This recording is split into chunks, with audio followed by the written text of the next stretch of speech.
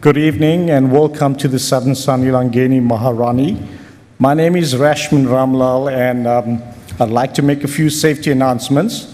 Firstly, smoking area.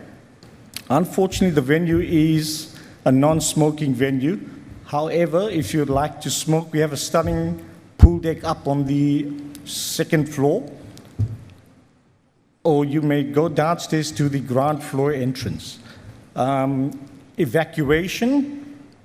In the unlikely event of an evacuation, please exit directly opposite to me. Our safety marshals will direct you to a safe assembly point. And just a final announcement, we have load shedding at 8 p.m. tonight. During the changeover, we will go to about 40 seconds darkness. Please remain calm while power will be restored. Thank you and enjoy the rest of the evening with us. Thank you. Short and sweet. Thank you very much for that. I'm sure that we all got the briefing and know what to do in case, the odd case of an emergency. I'd like to start by extending a very special and a warm welcome to some of the distinguished guests that we have amongst us today. And first and foremost, I extend a special welcome to the Minister of Higher Education, Science and Innovation, that's Dr. Blade Nzimande. Welcome. It's an honor to have you with us tonight, sir.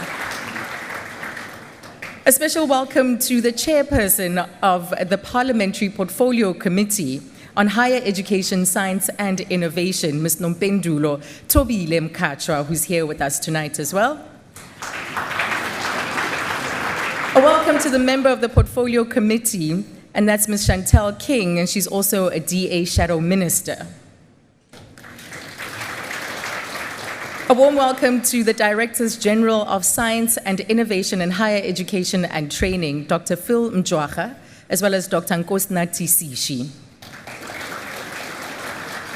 We extend a special welcome to the Embassy of Brazil's Charge d'Affaires, Dr. Felix Baez de Faria. We extend a further special welcome to the Russian Ambassador to South Africa. That's Mr. Ilya Igorovich Rogachev.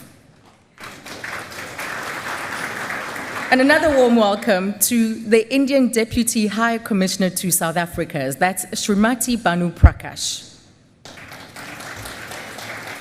And added to the list of our special guests are the Consulate General of the People's Republic of China in Durban, Mr. Li Zhigong. We also extend a special welcome to tonight's guest speaker. She's the Chancellor of the University of the Witwatersrand, and that is Dr. Judy Dlamini. And then a very precious and special welcome to the representatives and the family of the late Ndoni Mkhunu. Her mother, Mama Desiree Mkhunu, is here tonight, as well as some of her family members. And finally, ladies and gentlemen, I'd like to welcome our award recipients and their partners. Tonight is your night. We acknowledge all your hard work, and we're glad that you've got your support structures here, because without them, we cannot get very far. And of course, distinguished guests, ladies and gentlemen, once more, a warm welcome to you all. It was in 2018 where the department took a decision to rotate the hosting of the SAWISA Gala Dinner and move it around the provinces. In 2018, the awards were hosted in Polokwane, while in 2019, the host was the Nelson Mandela Bay Municipality. And therefore tonight, we are very excited to be hosting the 17th South African Women in Science Awards here in the beautiful coastal city of Durban. The theme for the 2023 SAWISA Awards is harnessing technological change and innovation to achieve gender equality and empower women and girls. And this theme is actually adapted from the 67th session of the United Nations Commission in the Status of Women that was held in March this year. The United Nations Commission on the Status of Women is the principal global intergovernmental body that's dedicated exclusively to the promotion of gender equality and the empowerment of women worldwide. The body monitors gender equality in UN member states such as ours, using global standards, and through the UN Women particularly, works with governments and civil society to design laws, policies, and programs and services that are needed to ensure the standards are effectively implemented and truly benefit women and girls around the world. And so tonight's awards are made to women researchers and scientists in the Distinguished Women Researchers and Distinguished Young Women Researchers categories, in the Human and Engineering Sciences, in the Humanities and Social Sciences, and also aligned to the theme of technological change and innovation. The awards are also meant to encourage younger women who want to pursue postgraduate studies through master's and doctoral fellowships. And with that in mind, and with us hosting the awards here in Durban, the Department of Science and Innovation thought it fitting that they name the fellowship the DSi Fellowships that will be handed out tonight in honor of the late Ms. Ndoni, who was a scientist. She was a climate champion, a community activist, and a daughter of this very proud city.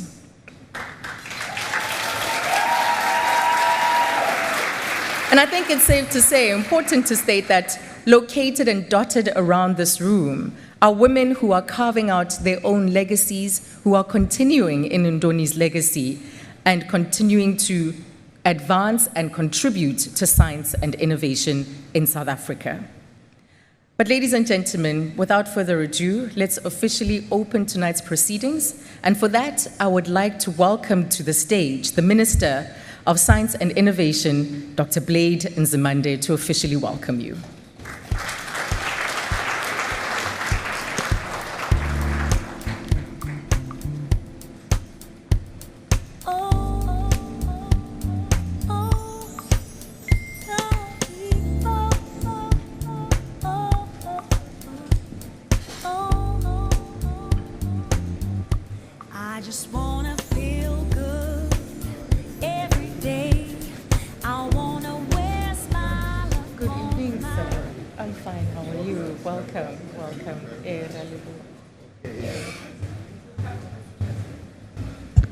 Thank you very much, Program Director.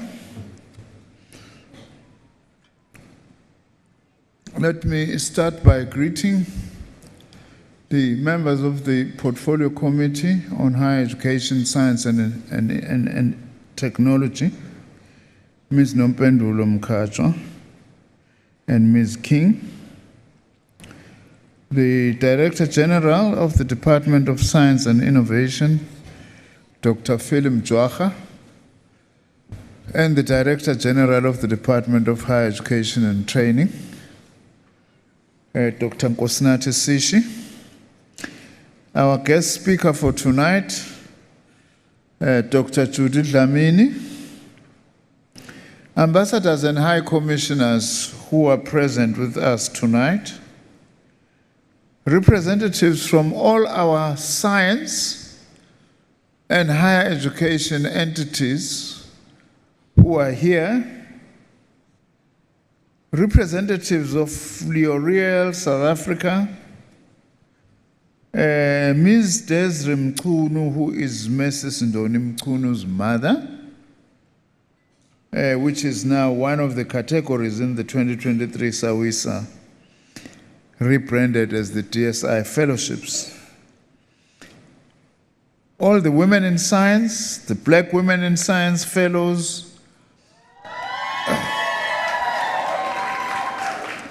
I was wondering what's happening in that corner. Now I understand.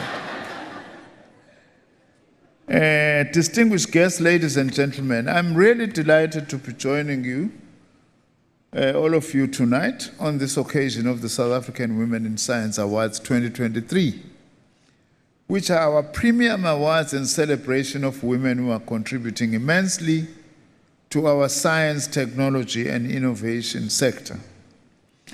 On top of the acknowledgements which I have already done, I would also like to acknowledge all those women who completed a training session during the course of the day as part of the continuation of the Black Women in Science legacy of Ms. Ndoni Mchunu. Congratulations, and I must say that we are proud of you. The theme of this award ceremony is harnessing technological change and innovation to achieve gender equality and girls, which is a theme that has been adapted from that of the 67th session of the United Nations Commission on the Status of Women, which I must say I had the privilege of attending this year. To be precise, the theme of the United Nations Commission on the Status of Women is innovation and technological change and education in the digital age for achieving gender equality and the empowerment of all women and girls. Ladies and gentlemen, the industrial revolutions are epochs in our social and economic history that are based on disruptions in innovations and technologies leading to advanced forms of production and service delivery. Patriarchal attitudes, systematic barriers, and certain practices and norms have defined women out of the research, scientific, and technological developments that are engines of those industrial revolutions. We therefore have seen successive industrial revolutions having effects of disrupting or changing the lives of societies and economies. With each industrial revolution, whole industries were adjusted or disrupted, new ones created, and existing occupations and job families went through a fundamental change with far-reaching consequences for society. Indeed, with these industrial revolutions that we've had in the past, there's been very little change in the position of women and participation of science, technology, and innovation. This is what we seek to change today, which we have already started changing, and it will continue to change. That's why we celebrate tonight and every year the women who have made us proud in this sphere. I do want to say that some of the women we are honoring today have actually participated in some breathtaking and groundbreaking research that is very important. Now, I just want, by way of illustration, to mention some of these, and by so doing, I'm not letting the cat out of the bag. This is just a random sampling.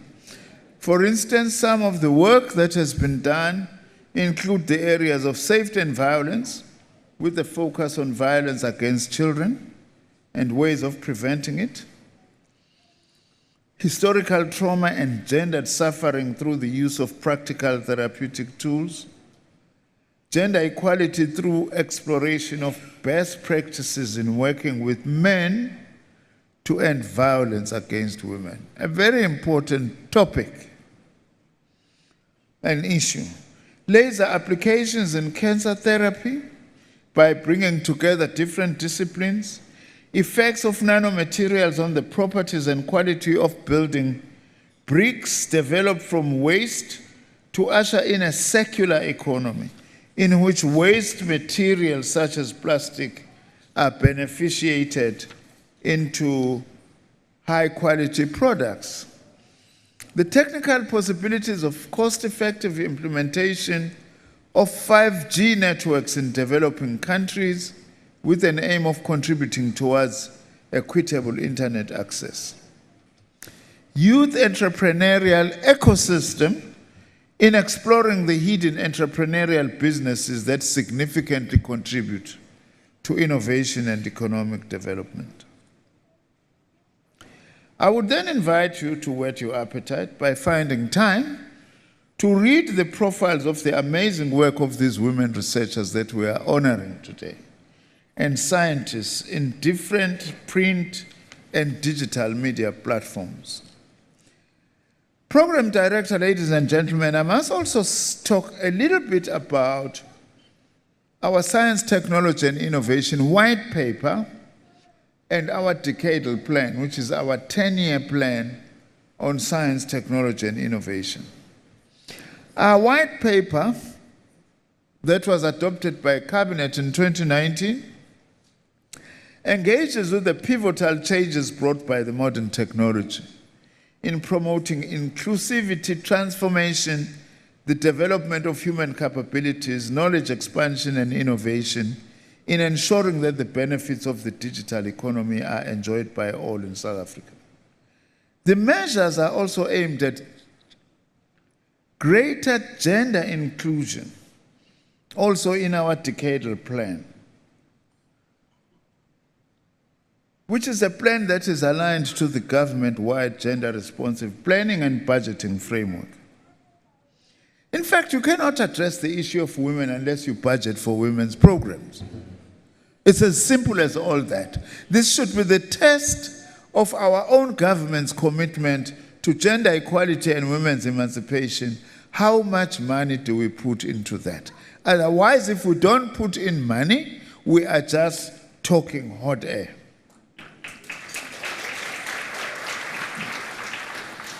Our decadal plan, we believe, is the most progressive strategic formulation of the interdependencies and complementarities between scientific and technological innovation on the one hand, and research in the social sciences and humanities on the other.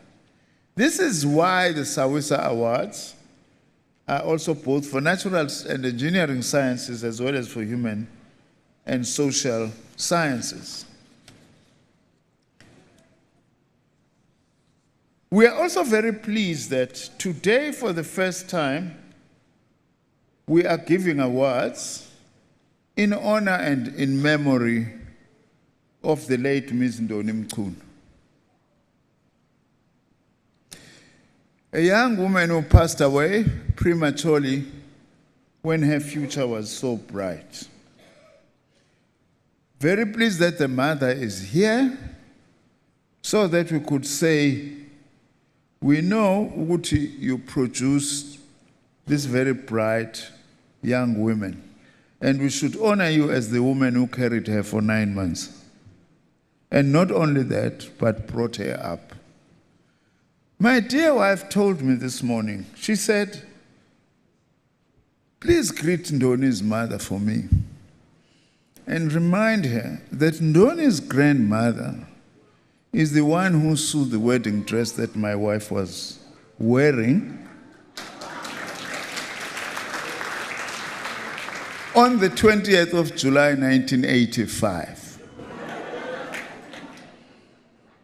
Now, if anybody questioned where Ndoni's inspiration for innovation and creativity, it's the grandmother, and passed through the mother to her. Siyajabula siyabonga kakhulu sis. Ingakho mina ngibuye ngingayi-understand lento yokuhlukunyezwa komama ngoba okusempela nomama kufanele ngabe bahlonishwa ngaphezulu kwamadoda. Ukuthwala ingane for 9 months bese beyazikhulisa futhi. Ngikusho lokho from my own experience. Mina, I was brought up in a woman-headed household from age 12. Ubaba engekho. Like many fathers do, he didn't pass away. He just disappeared on the other side of town. And it's very important. We are doing this of honoring women because we believe there can be no science without effective women emancipation and participation. It's just, that would be unscientific to actually speak the truth. Of course, the irony in all this is that many families today would not be together were it not because of women. Statistics tell us that 45% of South African boys grow up in women-headed households. Yet the very same women who are like holding the fabric of our families, communities together are the ones who are being brutalized and abused. We have no future as a country if we brutalize our women. That is why one of the critical things I must talk about as I end is the importance of the mobilization of everybody in society to fight against this scourge of gender-based violence.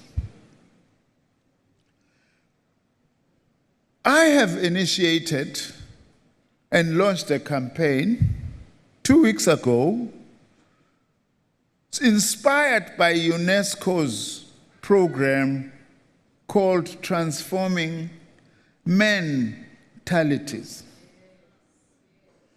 Because it's becoming clear that the battle against women's oppression will not be won, including the battle against gender-based violence, in the end, will not be won if this task is left to women alone.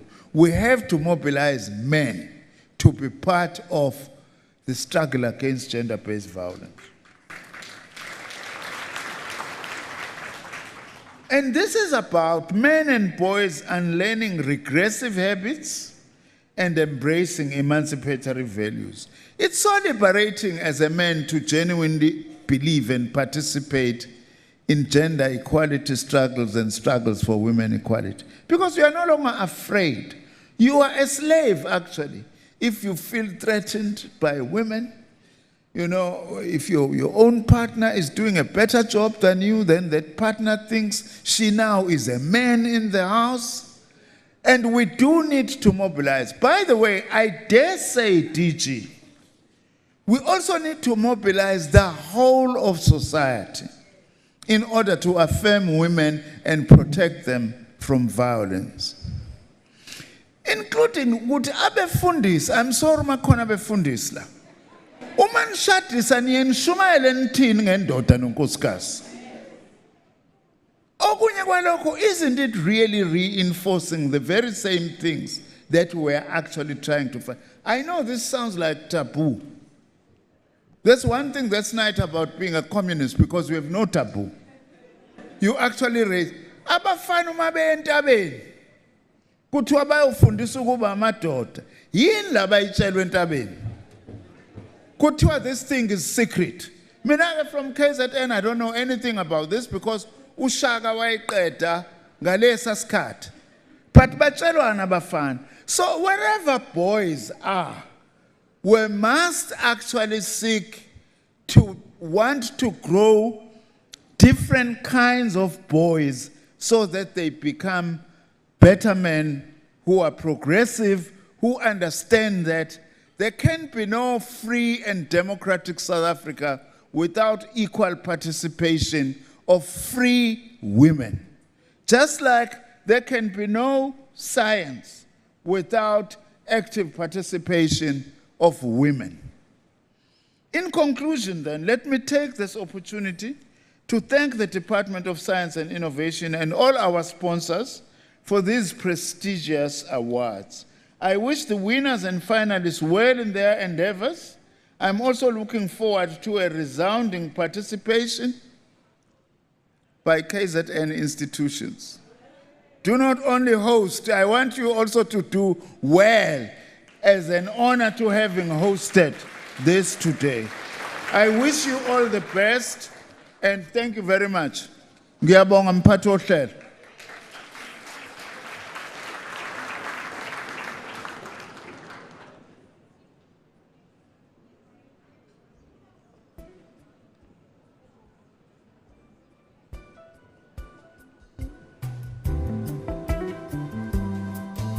Thank you so much, Minister, for not only championing this particular initiative, but also speaking so passionately about this important issue that confronts our country. And we're going to look out for that program, Transforming Mentality, because the fight against gender-based violence or the struggle towards an equal society, as the Minister said, cannot happen without everybody's involvement. Thank you once more. Ladies and gentlemen, we are going to pause for starters. And when we come back, we're going to get into our first lot of awards. We have a guest speaker, and we'll be getting into the first lot of awards. And you'll get to hear more from our recipients, from our finalists tonight about the various research projects that they're working on. The minister touched on it just a little bit, but you'll get to hear some of the incredible work that is happening in many of our higher education institutions, many of them led by women. Starters will be served, and we'll be continuing with our program in approximately 15 minutes. If you requested a halal or vegetarian option, please alert your waiter so that they can provide you with the correct meal. Thank you. Thank you very much. Enjoy.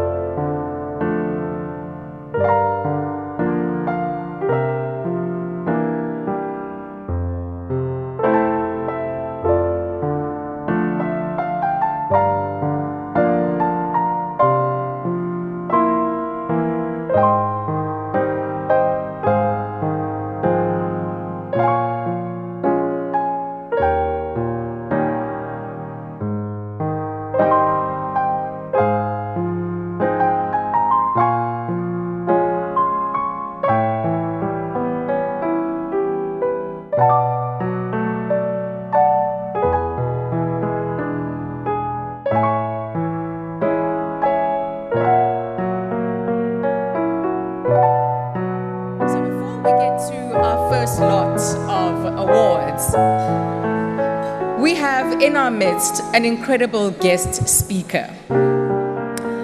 First up, before we get to our awards, I'd like to introduce our keynote guest for tonight.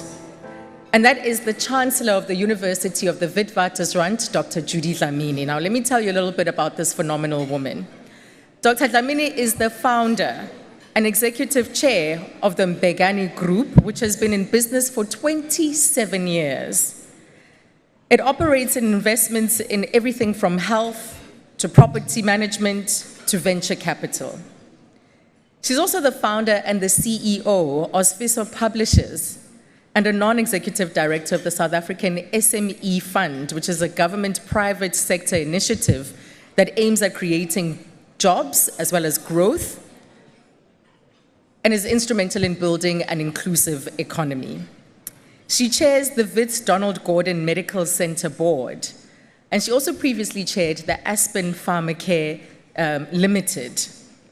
She was also the founding chair of the Gender-Based Violence and Femicide Response Fund, and philanthropic vehicles include the Female Academic Leaders Fellowship, which is a non-profit company that focuses on the development of a pipeline of female academic leaders. She also has qualifications from MBCHB, and she also received from the University of KwaZulu-Natal in 1985. But beyond that, she has a doctorate in business leadership from the University of South Africa. And out of that, she created a best-selling book titled Equal But Different: Women Leaders' Life Stories, among other books and papers that she has written over the years. Amongst her many accolades is that she has received honorary doctorates from Nelson Mandela University, as well as the University of KwaZulu-Natal. It is a privilege to have a woman leader such as yourself, an academic, speaking to the women in this room who are also contributing immensely to knowledge in this country. So please join me in welcoming Dr. Judy Dlamini. Good to see you. Thanks very much, Program Director, Ms. Sazania Musaka. The last time I saw you, you were getting yet another degree.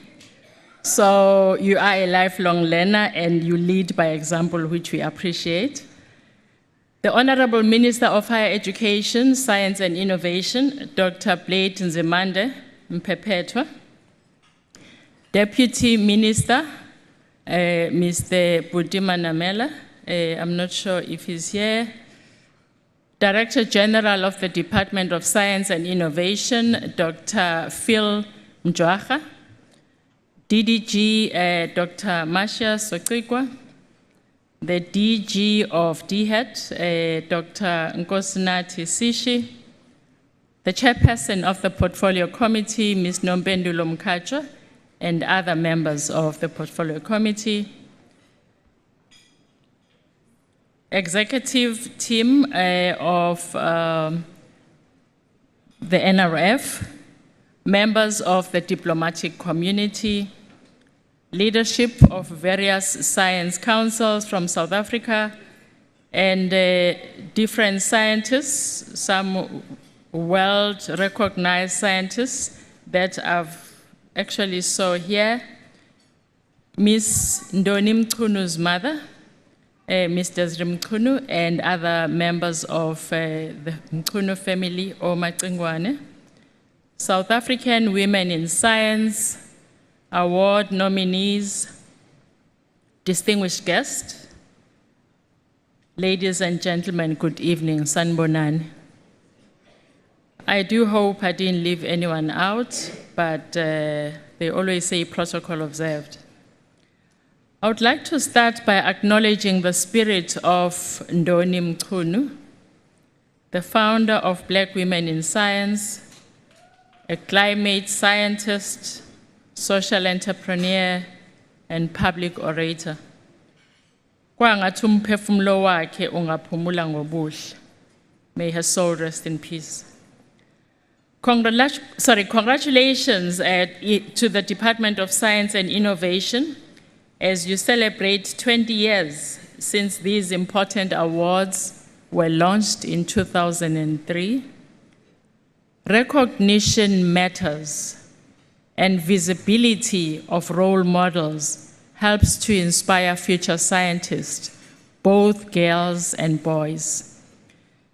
I always say when we empower women, we don't only create role models for girls, we create role models for everyone. When we celebrate the women of 1956 in August, I always say we need to celebrate them as men and women because they were fighting for social justice for women. There is a tendency that everything that women do and do well, it's perceived as being empowering to other women, and yet it's empowering to society because women are the pillar of society. It's an honor to address you as we celebrate women scientists' achievements and acknowledge the contribution of the Department of Science and Innovation, led by the Minister and the DG, in investing where it matters in research and innovation, but more importantly, in the development of our most important resource as a country, our human capital. The theme for this year is harnessing technological change and innovation to achieve gender equality and empower women and girls. When we celebrate women who are trailblazers in science, technology, engineering, and mathematics, in my home city, I'm reminded of Dr. Buyisiwe Sondezi, a South African physicist who was the first woman in Africa to obtain a PhD in experimental physics of highly correlated matter when she graduated in 2014. She hails from this province, Newcastle to be exact. DSi recognized her with an award in 2009. There are many others. Buyisiwe learned science in a rural school with no laboratory, which goes to show what is possible. However, a lot of Buyisiwe's and Bulelani's are lost from the system, where only the survival of the fittest is possible.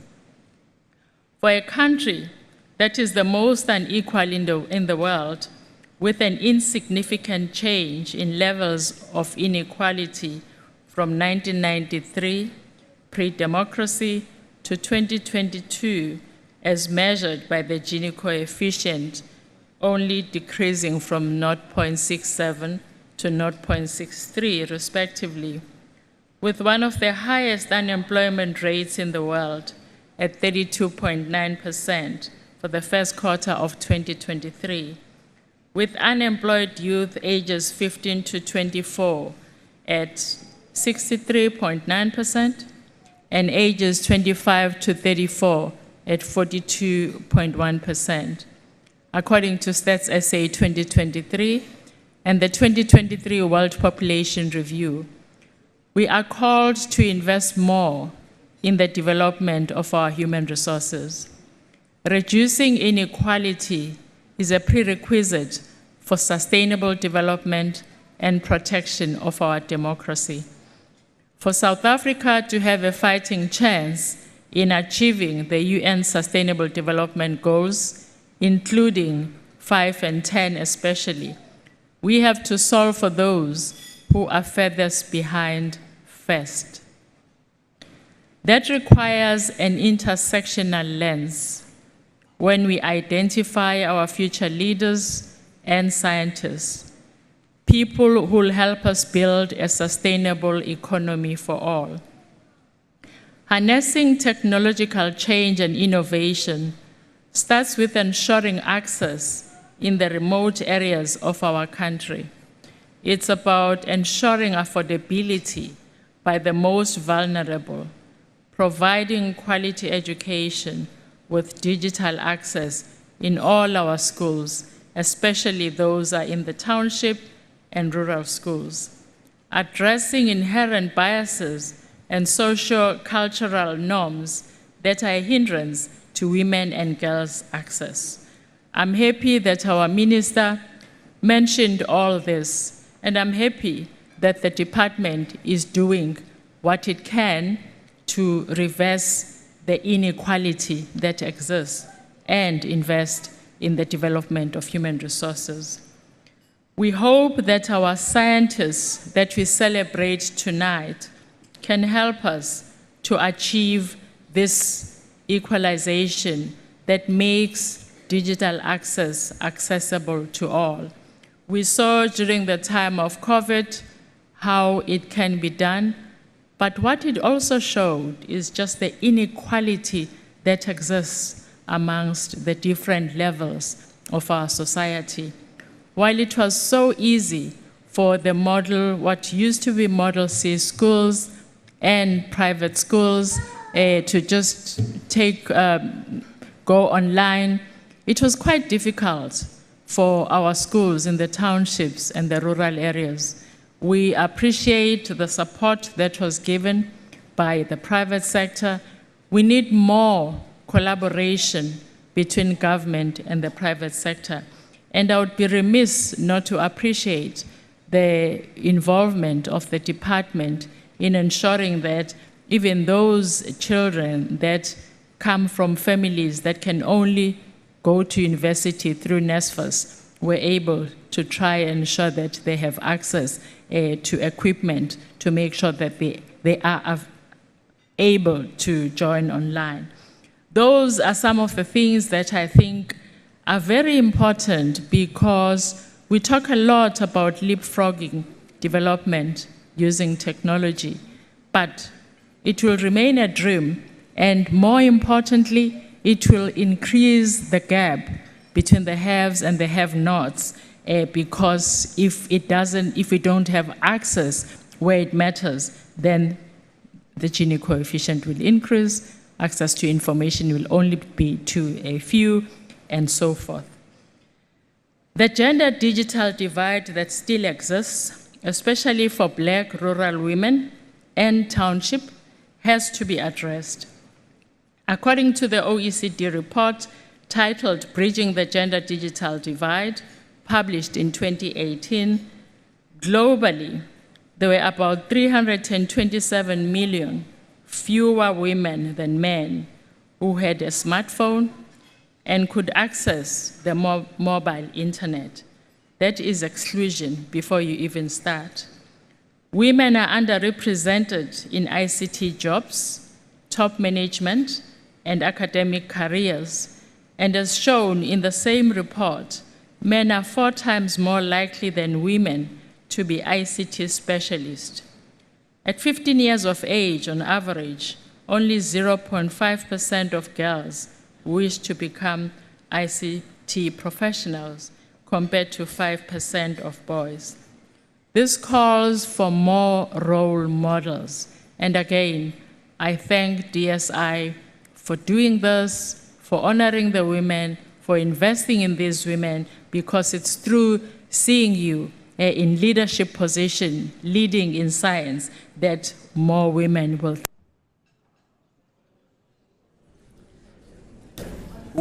Women-owned startups. Can you hear my teacher's voice? Or should I just wait? Okay.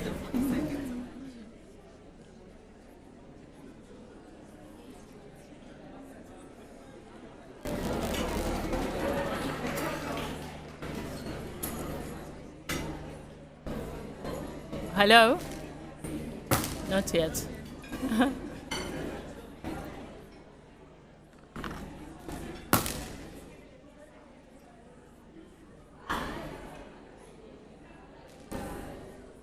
Hello? Oh, yeah.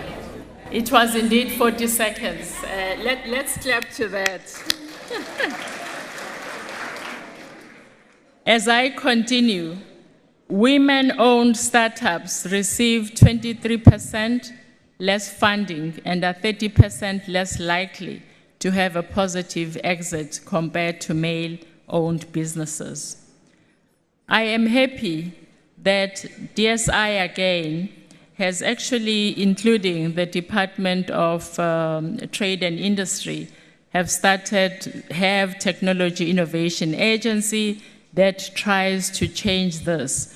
What will actually add to that initiative is more than money.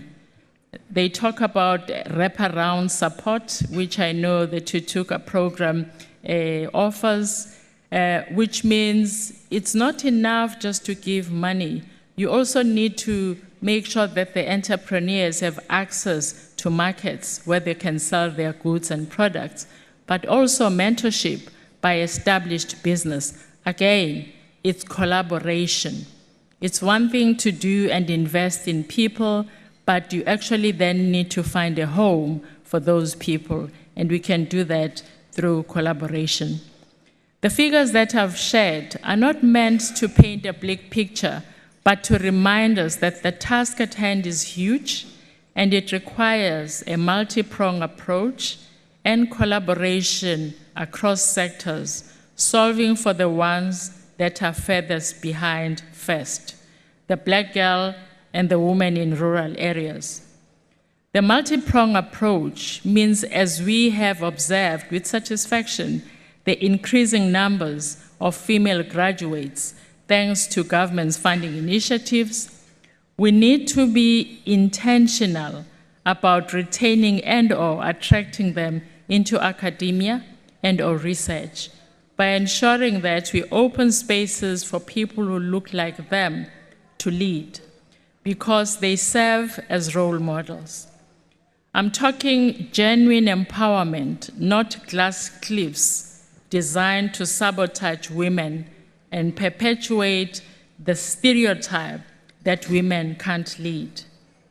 While it is a known fact that women have always led successfully in our homes and in our communities, coming back to operating from an intersectional lens, my experience has been that whenever we solve for one social identity at a time, whether it's race or gender or social class, to mention just three with the highest impact, those that have no social identity of privilege, namely Black, rural, or township women, are left behind. When we look at Blacks and women separately, we benefit Black men and white women disproportionately to their demographic representation. Yes, they need to be catered for, but we need to be quite deliberate about solving for the ones that are furthest behind first. When we look at both gender and race simultaneously, we realize the gap that still exists, which in my view is how we should report progress made in transformation. I'm grateful for the research that the department conducts periodically to measure impact of their investments, which is very important. I benefited from the Ministerial Task Team report, which was published in 2020, which confirmed the lack of Black women in leadership positions and/or in professorates nationally, not just at Wits, where I am. This led to the birth of Female Academic Leaders Fellowship in 2020, FALF for short, which focuses on the development of a pipeline of Black female professors and academic and research leaders.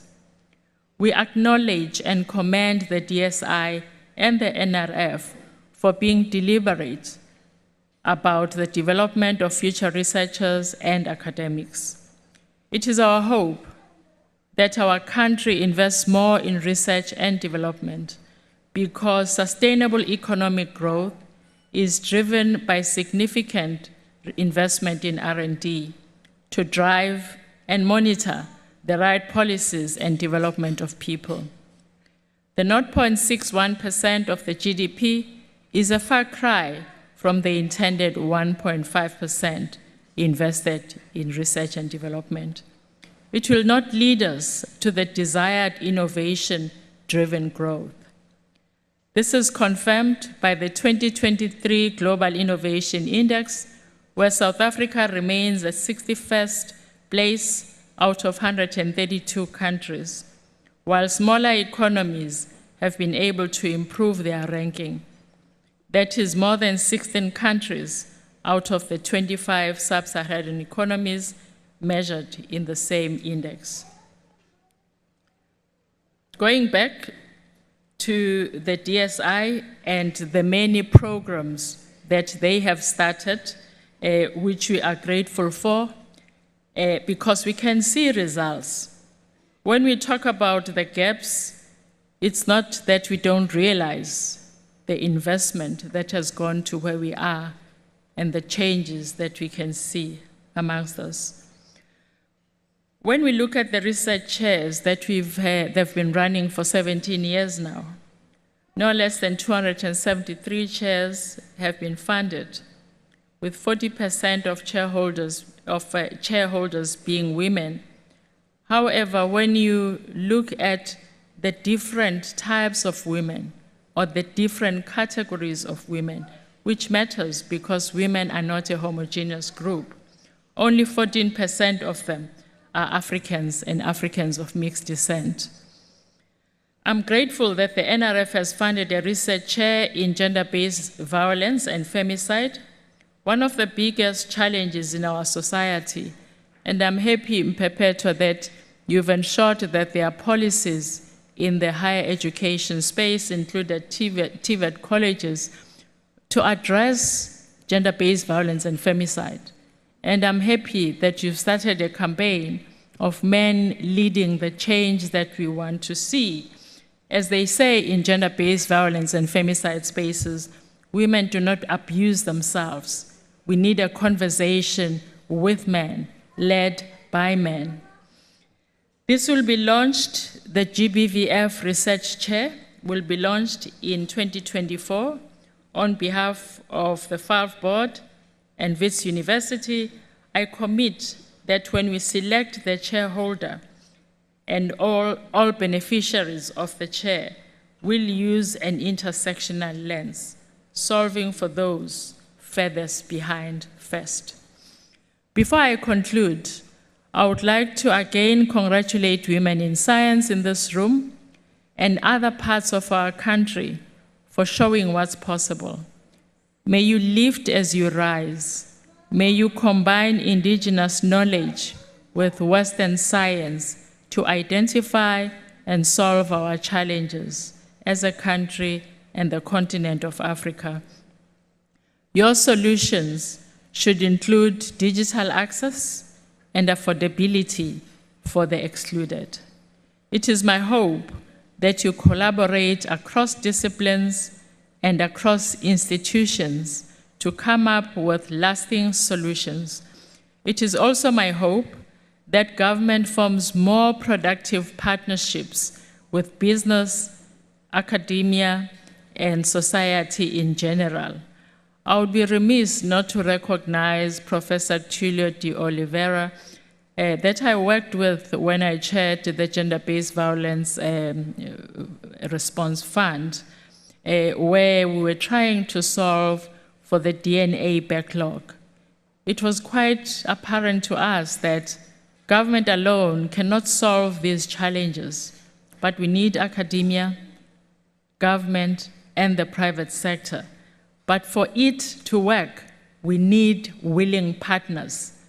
I think the attitude has to be, we are not encroaching in your space, but we are trying to solve challenges that are impoverishing our society. It is therefore my hope that we have more collaborations going forward. I would like to leave you with two quotations that resonate with me. The first one is by an anonymous person. I quote, "If future generations are to remember us more with gratitude than sorrow, we must achieve more than just the miracles of technology. If we intend to provide a better life and a better world for future generations, we can't ignore the quality of the environment we leave them." Close quote. And the very last one, is by Wangari Maathai, the first African woman to win a Nobel Peace Prize, a Kenyan-born global citizen who was an environmental conservation and women rights activist. I quote, "Today, we are faced with a challenge that calls for a shift in our thinking so that humanity stops threatening its life support system. We are called to assist the earth to heal her wounds and in the process heal our own. Indeed, to embrace the whole of creation in all its diversity, beauty, and wonder, recognizing that sustainable development, democracy, and peace are indivisible is an idea whose time has come," close quote. We are lucky to have the bright minds that are in this room. We are lucky to have invested in the bright women that we have in this room. We need to support each other. We need to work with each other to see the change that we would like to leave for the generations that follow. May you be lifelong learners who lift as you rise and use your voice and your wisdom for good. Thank you.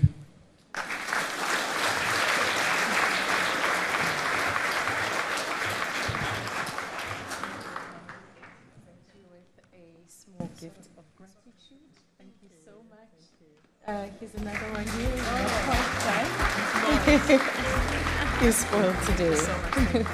Thank you. Let's hear it one more time from Judy, Dlamini. An inspiration in our time, a pioneer, a powerhouse. We are grateful for your time and those words that you've left us with tonight as we celebrate our recipients. So much, I've got so many notes, things to hold on to out of that talk. Now, ladies and gentlemen, shall we get the awards started? Yes. Now, I have one rule, that you please celebrate along with our recipients. Celebrate them. This is their moment. Ululate if you have to.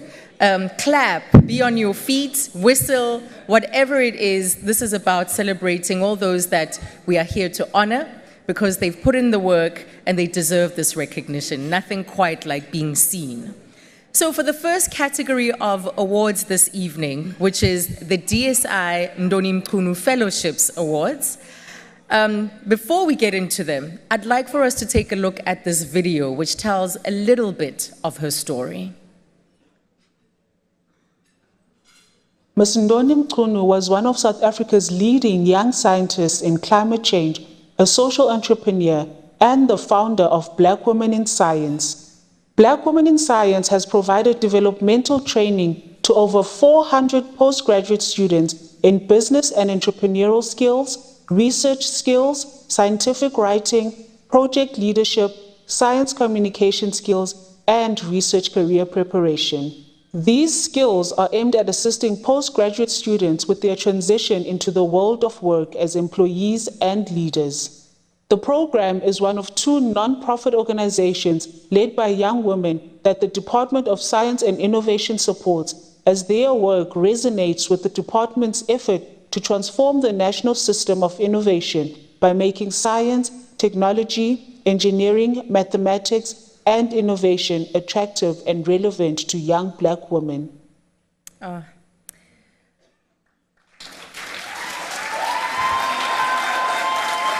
A young woman who was such a shining light in our society, and she shared her brilliance with those that she came across. Very remarkable and an example for all of us here tonight. The DSi Ndoni Fellowship Awards will be made to 12 women tonight. 3 of them are doing their masters, and the rest of the 9 are doctoral students who are currently involved in full-time study and research, with 1 award made in the area of indigenous knowledge systems. The DSi Ndoni Fellowships recognize outstanding ability and potential in research, and it's intended to enhance women's research experience outputs and encourage more young women to complete research degrees, thereby improving the uptake of careers in research. The fellowships are awarded to postgraduate students, should I say, who already hold scholarships from the National Research Foundation or other organizations, and can be used to top up tuition fees or to enhance the students' academic programs by covering the costs of things like conferences, attendance, or the acquisition of specialized research materials and equipment that is required to complete their master's or doctoral degrees. The fellowship funding can also be used by the recipient to spend 3 to 6 months at an international research institution of their choice for the purpose of expanding her experience. I mean, that's invaluable to anybody's research project. The DSi Ndoni Mchunu Fellowships, ladies and gentlemen, are worth 70,000 Rand for the master's student and 90,000 Rand for doctoral students. And so to help us in handing out these awards, I'd like to call up to the stage the chairperson of the Portfolio Committee on Higher Education, Science and Innovation, that's Ms. Nompendulo Mkachwa. If you could make your way to the stage. And she will be joined by Mama Desiree Mchunu, the mother to the late Ndoni. Both of them will be here on stage to hand out this particular category. Let's welcome them. You can use that end or this end of the stage.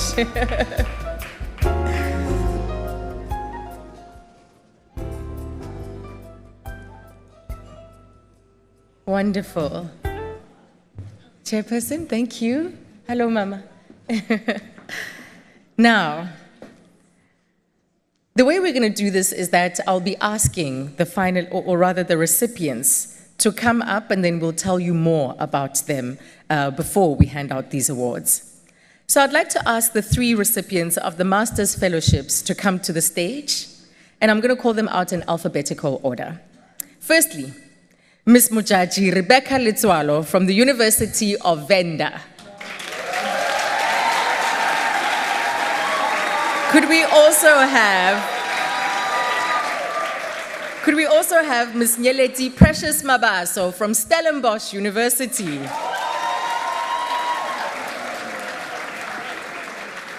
And completing this trio is Ms. Giselle Rock van Niekerk from the University of Pretoria.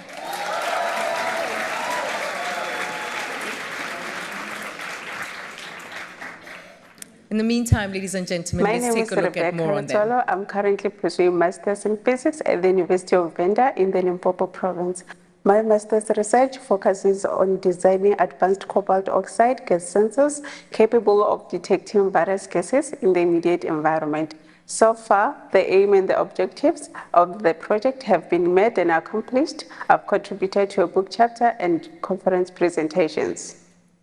I am Nyeleti Precious Mabaso, a master's candidate at Stellenbosch University in Western Cape.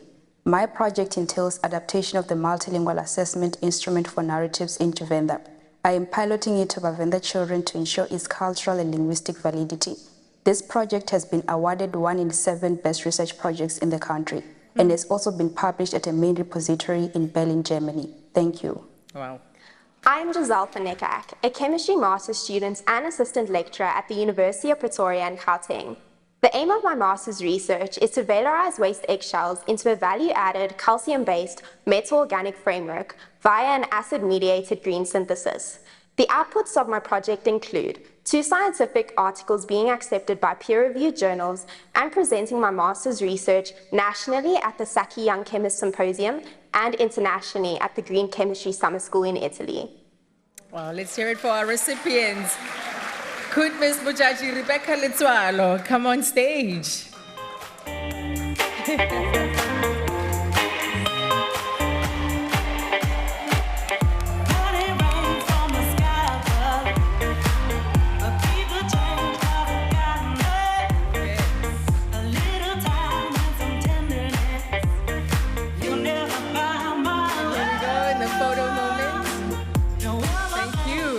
next up, we have Ms. Nyeleti Precious Mabaso from Stellenbosch University.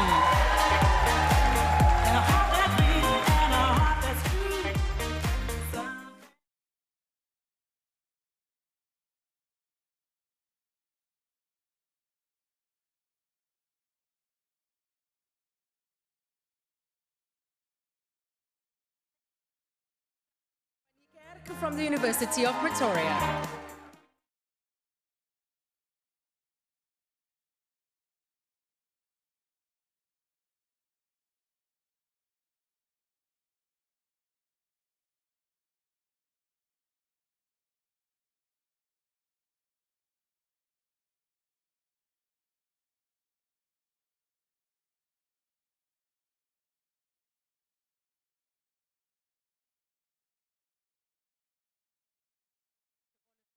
Coordinate this right, because it's going on the wall, definitely. There we have it. Congratulations. Thank you, ladies. You can take a seat. And now we move on to the DSi Doctoral Fellowships. As we said, this is valued at 90,000 Rand. And I would like to now request 9 recipients. So this is incredible that we've got 9 recipients in this particular award category.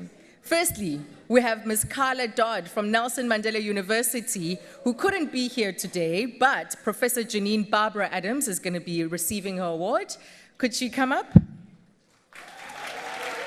Next, we have Ms. Munira Hussein from the University of Cape Town.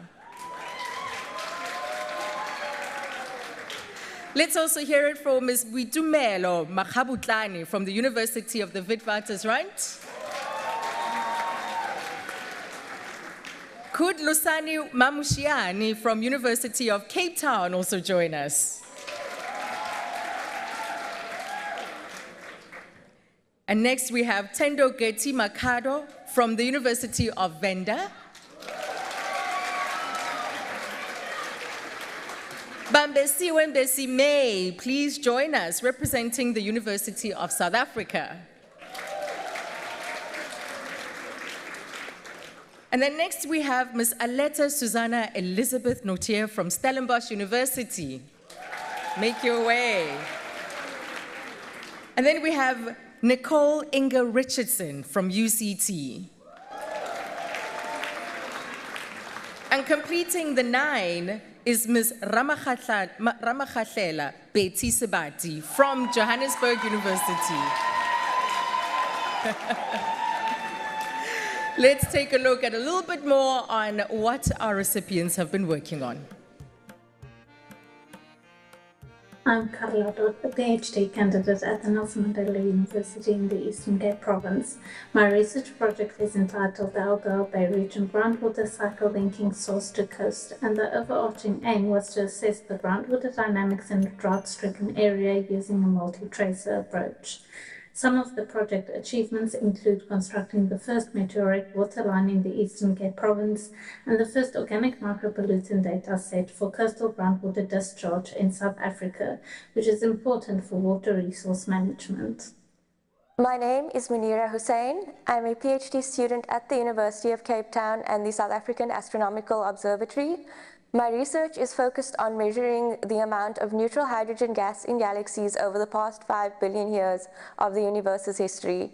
This work forms part of the Leduma Survey, which is a project on the Meerkat telescope that aims to measure how this gas evolves in galaxies over cosmic time. This project has already produced its first research publication, and with several others in the pipeline, including my own work. I'm Buitumelo Makhabutlani, a PhD candidate from the University of the Witwatersrand in Gauteng. My project is the development of eco-friendly building and construction composites from carbon nanotube reinforced waste materials. The goal of the project is to provide low-cost, high-quality building bricks to build sustainable cities, especially in developing countries, through the repurposing of waste. Thus far, the project has published academic manuscript, received funding, and partnership with industry for commercialization. I am Tendo Gerti Makado, a junior lecturer at the University of Venda and a PhD candidate Limpopo Province. My project is titled Epilepsy Life Skills Guidelines in Limpopo and Mpumalanga provinces. The main objective was to develop and validate guidelines for primary learners and teachers in Limpopo and Mpumalanga provinces to reduce stigma that is related to epilepsy. So far, we have published 5 manuscripts, 5 articles, and then the other one was the developed and the validated guidelines for Limpopo and Mpumalanga provinces. Thank you. Hi, I am Rosani Mamushiane, a senior researcher at the CSIR. I'm also pursuing a PhD in telecoms at the University of Cape Town.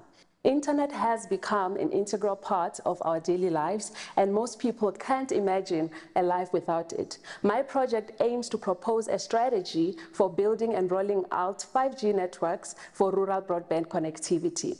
Through my project, I've managed to publish over 25 papers at local and international conferences and have won several Best Paper Awards. Thank you.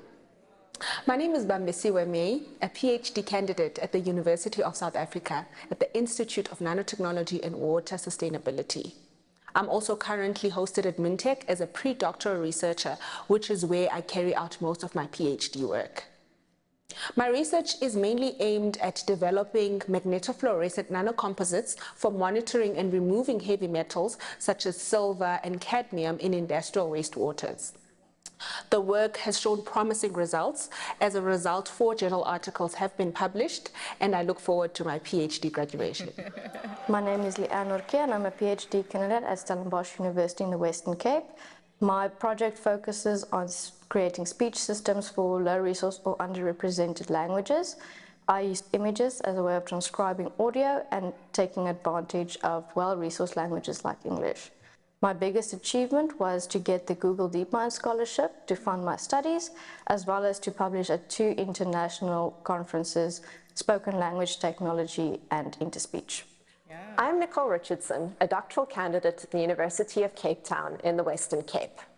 Our research uses computational modeling of bacterial structures in order to improve the design of future vaccines. We focused on diseases such as pneumonia and meningitis, which primarily affect low and middle income countries.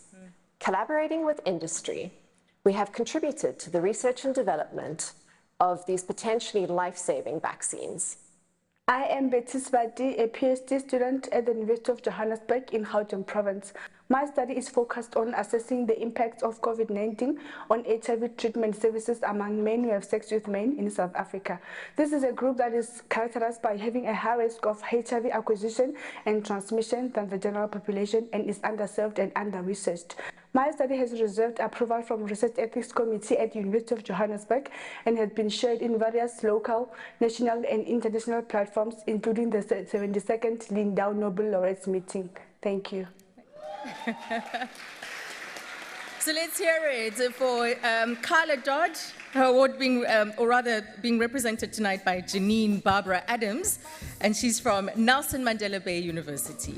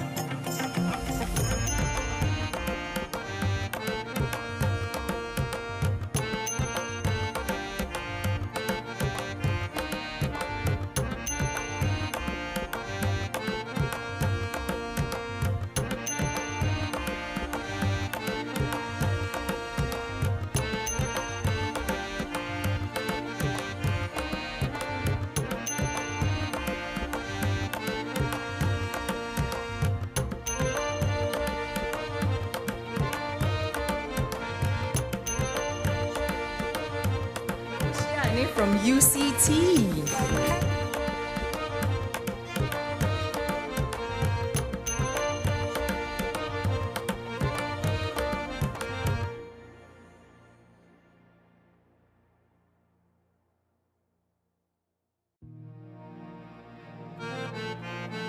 recipient, that's Tendo Geti Makado from the University of Venda.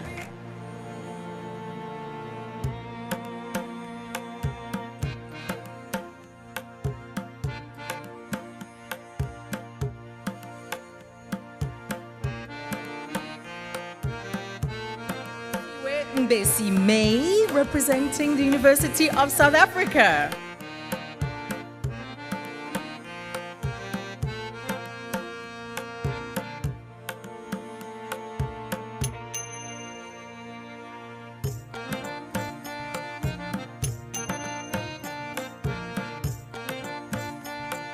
Ms. Aletta Susanna Elizabeth Nautier from Stellenbosch University.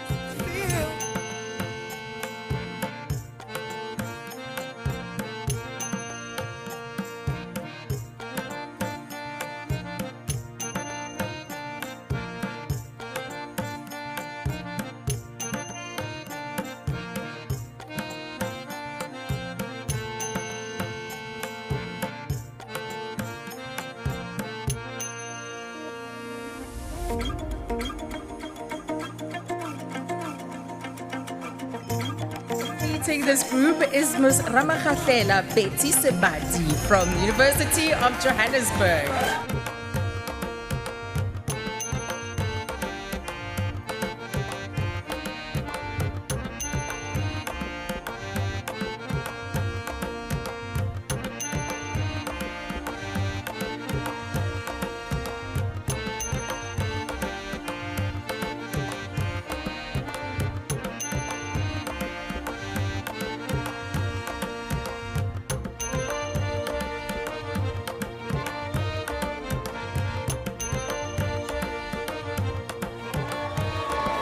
Our 9 recipients this evening in the DSi Ndoni Doctoral Fellowship.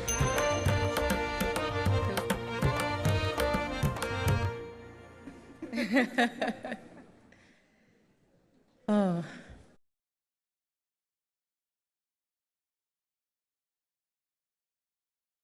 Token of our appreciation as the ladies take a seat. Yes, you can return to your tables. We'd like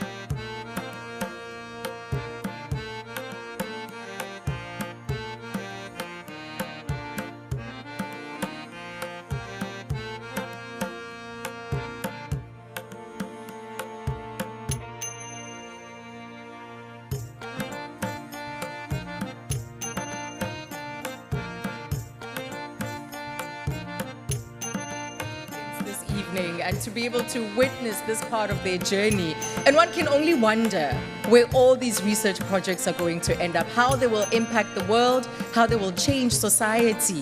So we wait to see. Ladies and gentlemen, I know the spirits of excitement is really high, but we do have to take a pause and serve you dinner. So please remember that if you ordered a halal or a vegetarian meal, notify your waiter so that they can bring it to your table. During dinner as well, we're going to have entertainment, so make sure that you enjoy your meal before the music performance starts. Thank you.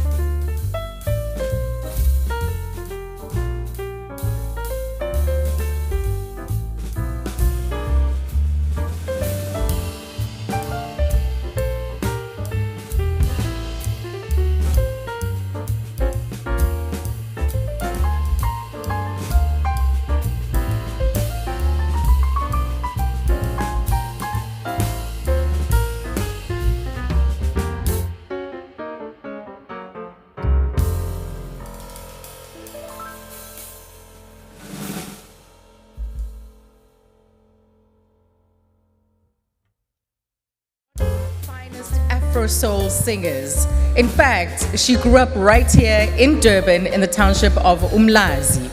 Please give it up for the fine and incomparable Brenda Mtambo and her band.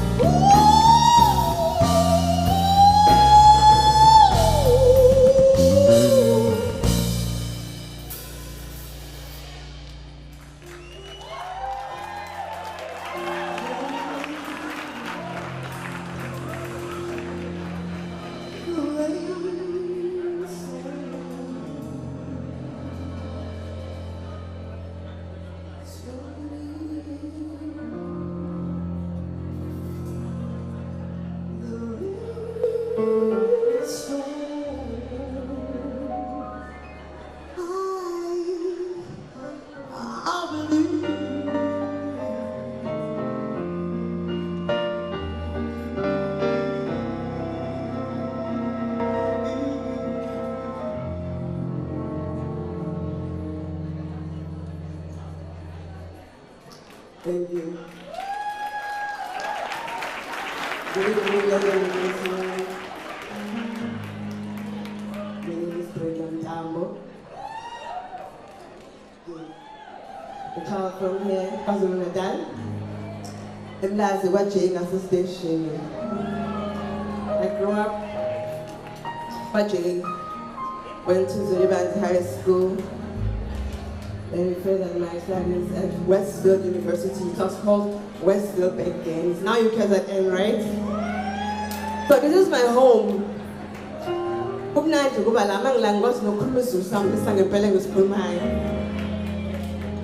So this song, you know, I like to encourage people to do things for themselves. So it's not about those women, about 10. They were all given gifts. The others were able to multiply theirs, and the others went. So that teaches me that whatever that I need, it really is within my reach. It's in me. I can do it. If only I can put my mind and tell myself that I can. And coming from my humble beginnings here at home, raised by my grandmother from a pension, to be able to travel the world doing what I love to do is just a blessing. So I will always preach this. We have to do it by ourselves, for ourselves. If not, for the next generation. This one is called Aluta Continua.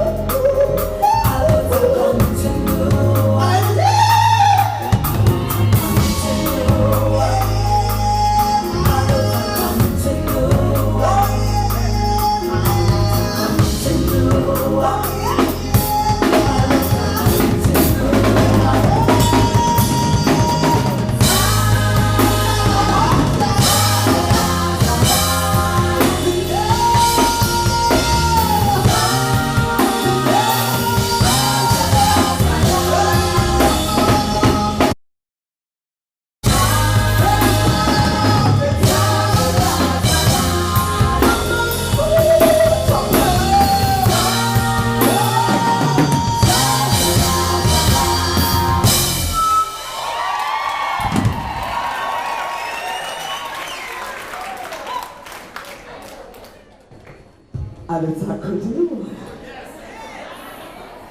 I know you guys are having your main course, right? Would you be kind to humor me and help me sing this song? Let's do it.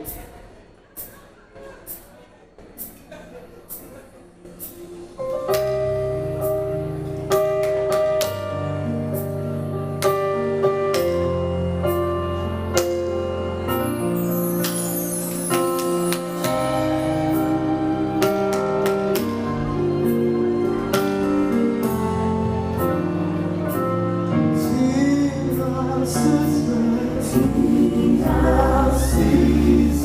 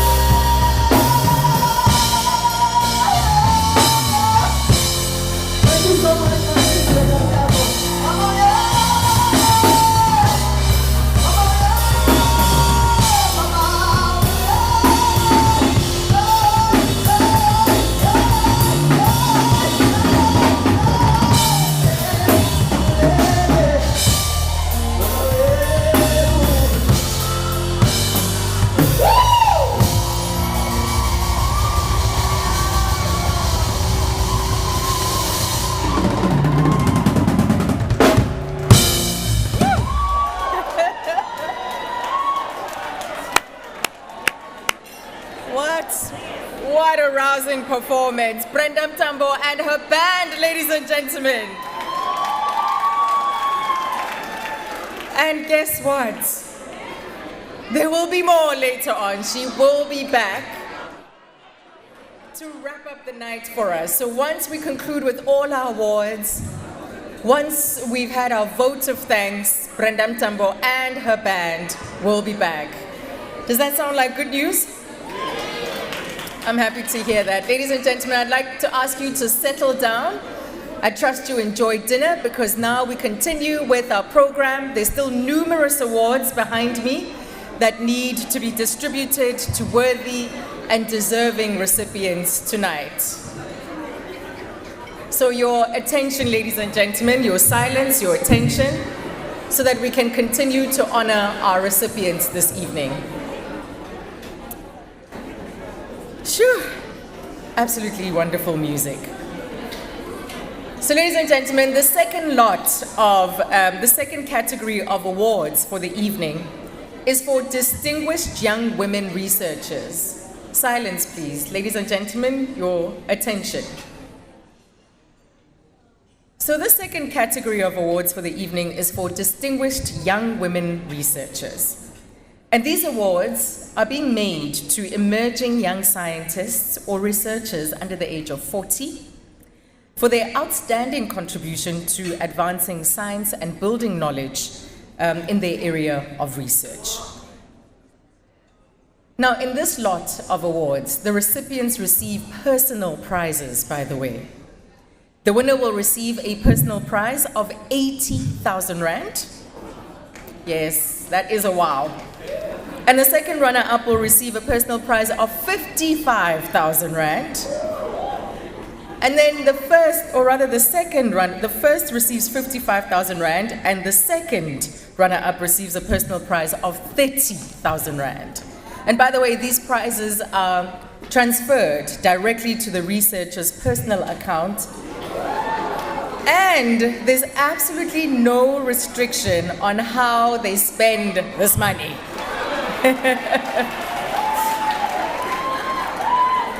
So just to refresh your memories as well, the distinguished young women researchers, ladies and gentlemen, I'm going to insist on silence so that we can honor this occasion in the appropriate fashion. So the Distinguished Young Women Researchers Award are made in the humanities and social sciences, the natural and engineering sciences, as well as needing to be aligned to the theme of technological change and innovation. And to help us in handing out these awards, I'd like to call to the stage the CEO of the National Research Foundation, Dr. Fulufelo Nolwamondo, as well as the CEO of the South African Council of Natural and Applied Scientific Professions, that's Dr. Nompendulo Oboko. Please, if you could come to the stage to help us in handing out this next lot of awards. As they assume the position,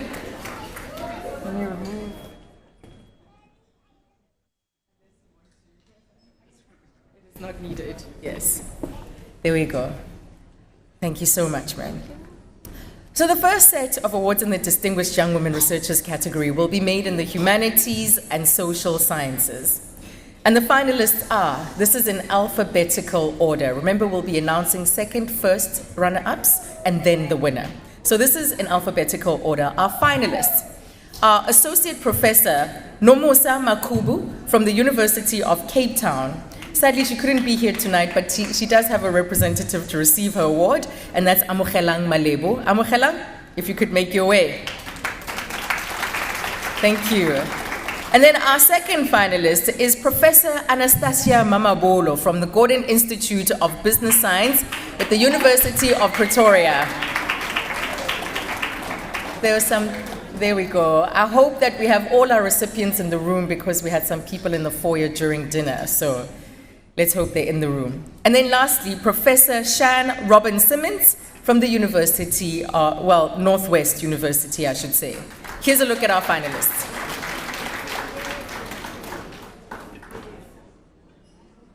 At the University of Cape Town. I am also the principal investigator for the research project Creative Knowledge Resources. It is aimed at mentoring emerging writers, art historians, and culturalists. It is committed to social justice and hones in on arts that attend to art activism. And we've also established a publication forum called BOBA, which means to mold or to create in Sesotho. I am Anastasia Mamabolo, the Associate Professor at the University of Pretoria's Gordon Institute of Business Science in Gauteng.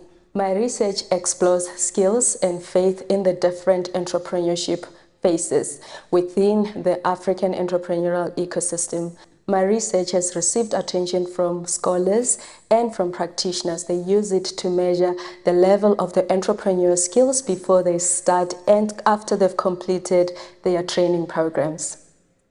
I, Professor Shan Simmons from the Northwest University, am the editor of an accredited journal and the vice president of a national research association. My research rises to the challenges facing transformation in higher education by engaging in complicated curriculum conversations, through being a research leader nationally and internationally, through mentorship, postgraduate supervision, and publications.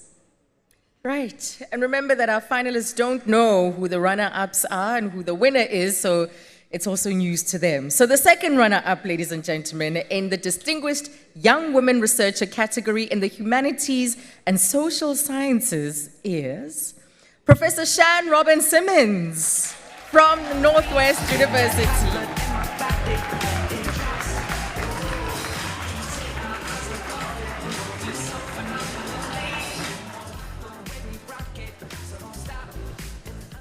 Congratulations, Shan.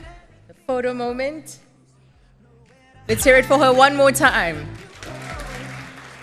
And then our first runner-up, I hope you're ready, Associate Professor Nomusa Makubu. Amukelang is going to do the honors and receive the award on her behalf.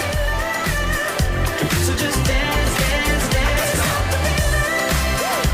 So just dance, dance, dance. How the feeling, yeah. So keep dancing. Congratulations. Oh. And yes, that means the winner of the Distinguished Young Women Researchers in the Humanities and Social Sciences, Professor Anastasia Mamabolo. Winning this award continues to validate that when early career women receive mentorship, they absolutely do exploits.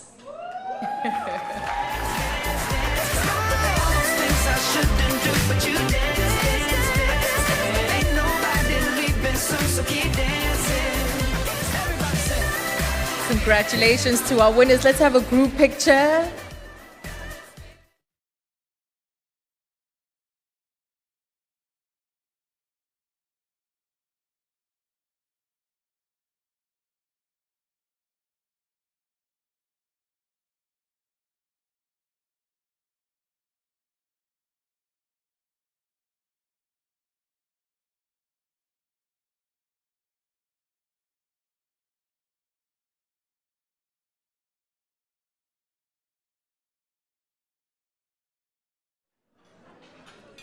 Thank you so much. Thank you very much. Thank you for your assistance.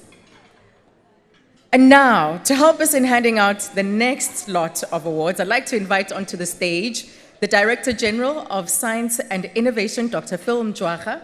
If you could join us, sir. And then also the Executive Manager for Academic Affairs, Research and Quality Assurance at the National Health Laboratory Services, and that's Professor Koleka Mlisana. So the two of them will be doing the honors this evening. And now, the second set of awards in the Distinguished Young Women Researchers category, and this is in the Natural and Engineering Sciences. Here they are in alphabetical order. Professor Usisipo Feleni, representing University of South Africa.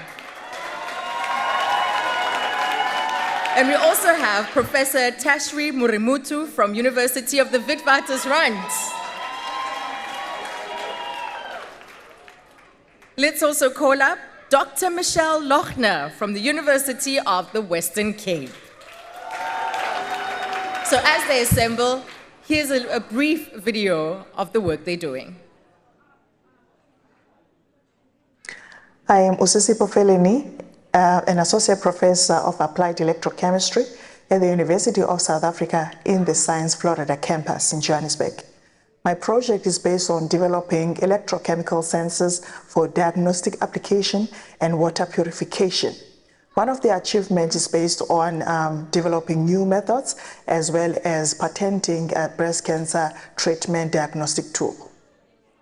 I'm Michelle Lochner, Senior Lecturer at the University of the Western Cape and the South African Radio Astronomy Observatory. I'm also the founder of the Supernova Foundation, an international mentoring program for women in physics. My research is on using artificial intelligence for scientific discovery in large astronomical data sets.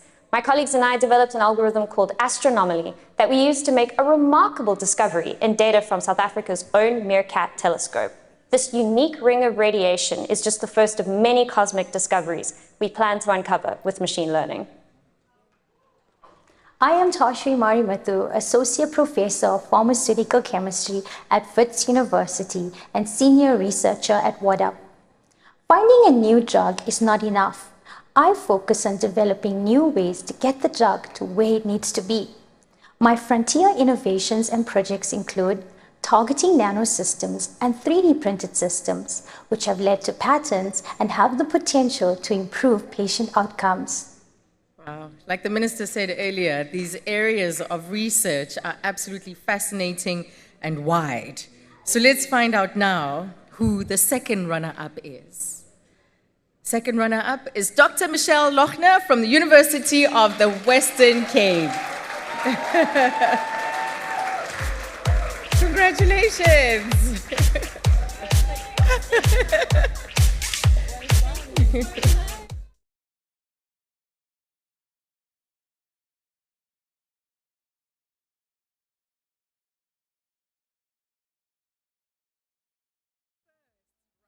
Professor Tashri Marimathu from Wits University.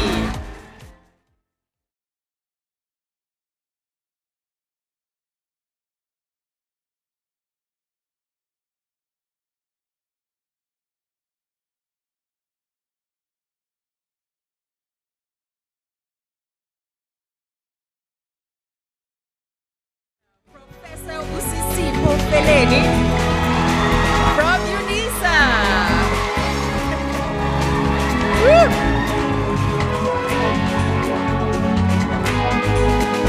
Winning this award would encourage me to continue developing tools for health and well-being as well as water sanitation. It will also encourage younger researchers to pursue science as their careers.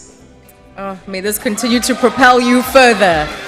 If we could have a group photo, please show them how proud you are.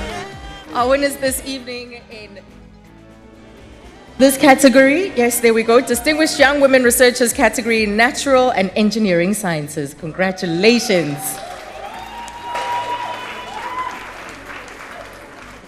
And now we move on to our next recipient. The third and final award, a set of awards in the Distinguished Young Women Researchers category. This time around, no, you stay on. You stay on. It is being made in technological change and innovation. The Distinguished Young Woman Researcher, Technological Change and Innovation, receives a personal prize, ladies and gentlemen, of 90,000 Rand. And it's important to note that there is no finalist in this special theme, in this particular award, and there's only one winner. It's my privilege this evening to announce that the Distinguished Young Woman Researcher Award for Technological Change and Innovation goes to Dr. Tisetso Elizabeth Lepoto from Wits University.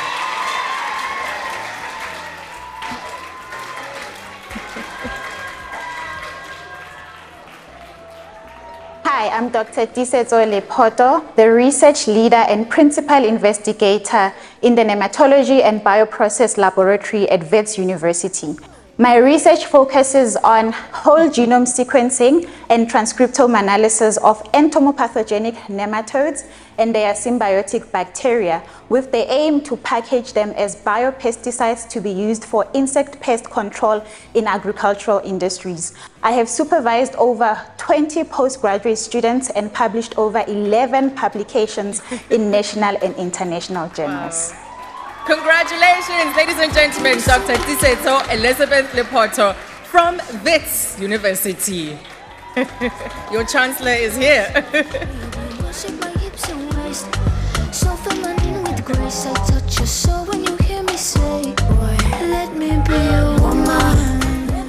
Winning this award will mean a great deal to me, especially as a young girl born and raised in Soweto.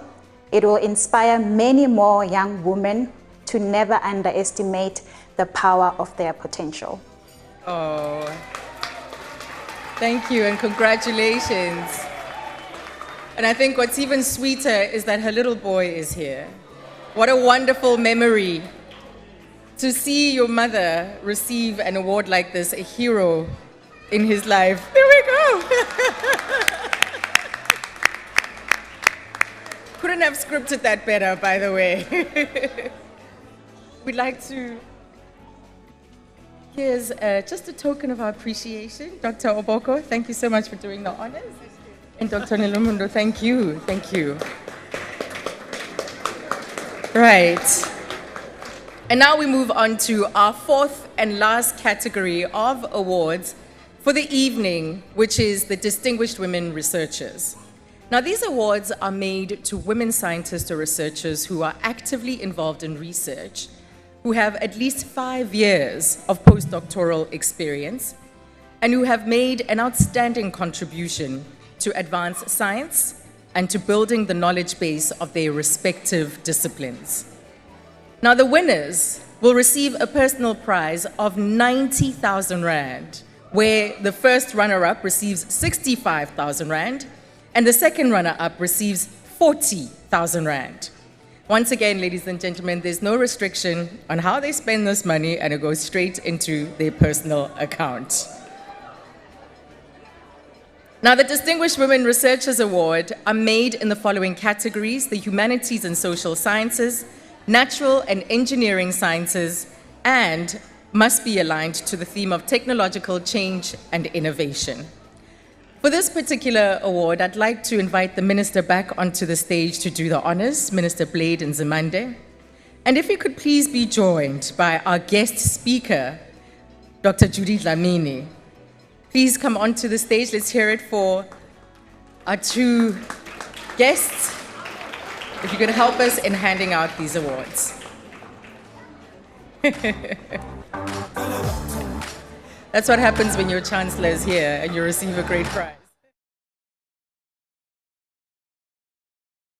Set of awards under the Distinguished Women Researchers. Now, they are being made in the Humanities and Social Sciences, and here are our finalists in alphabetical order.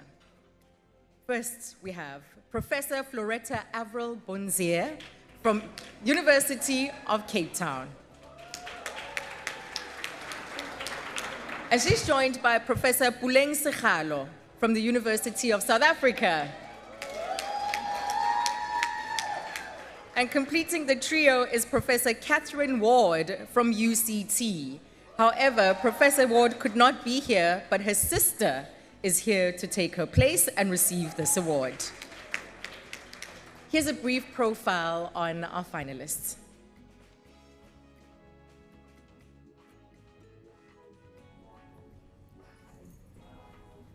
It's coming.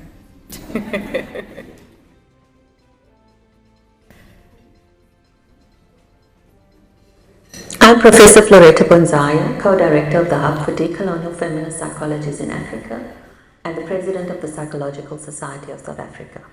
My work involves understanding the dynamics of gender-based violence through research with survivors and perpetrators. I've engaged with many organizations around advancing gender equality towards ending gender-based violence, including work with the Office of the President to explore Decolonial Feminist Approaches to Violence Against Women and Girls in Africa with Implications for Policy and Practice. My name is Buleng Sekgalo, and I'm a professor of psychology at UNISA Pretoria in Gauteng. My work focuses on social trauma. I use the arts as visual technologies to speak back, to reflect, and to challenge issues of inequalities, specifically gendered inequalities. The work has been used as a tool for learning. It's been used in the communities as a form of social justice and dialogues, and the work has also been presented both locally and internationally. I'm Kathy Ward. I'm a professor of psychology at the University of Cape Town. We've been working on Parenting for Lifelong Health, a suite of programs to prevent violence against children. Our evidence-based parenting programs, the in-person versions, have been used in over 29 countries and reached over 300,000 families around the world. Now we're experimenting with digital programs, which offer us the opportunity to reach all parents everywhere. Those are our three finalists. And now the second runner-up. Second runner-up is Professor Floretta Avril Bonzier from UCT.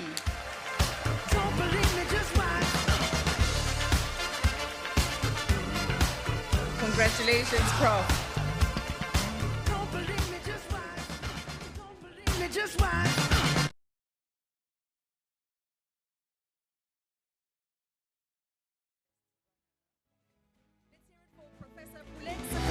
From the University of South Africa.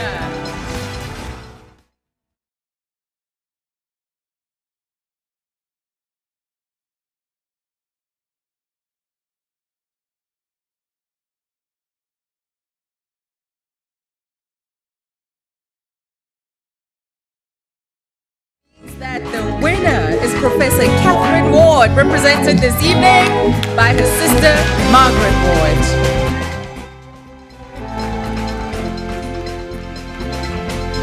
Deeply honoured to be nominated for this award, and I'm very grateful to my colleagues for the work that went into Parenting for Lifelong Health, as well as the nomination. Thank you. Wonderful. Let's have a group photo.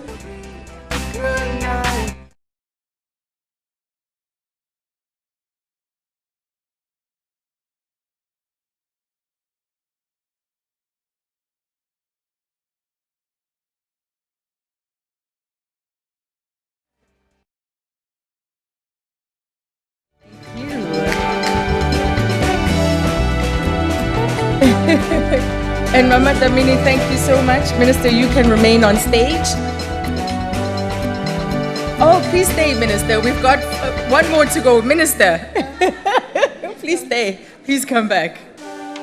There is more. Could the chairperson of the Portfolio Committee on Higher Education, Science and Innovation please join the Minister in handing out this next award?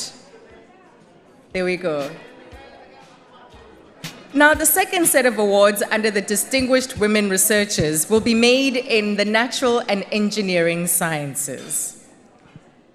And the finalists for the Distinguished Women Researchers in the natural and engineering sciences are, in alphabetical order, Professor Heidi Abramser from University of Johannesburg.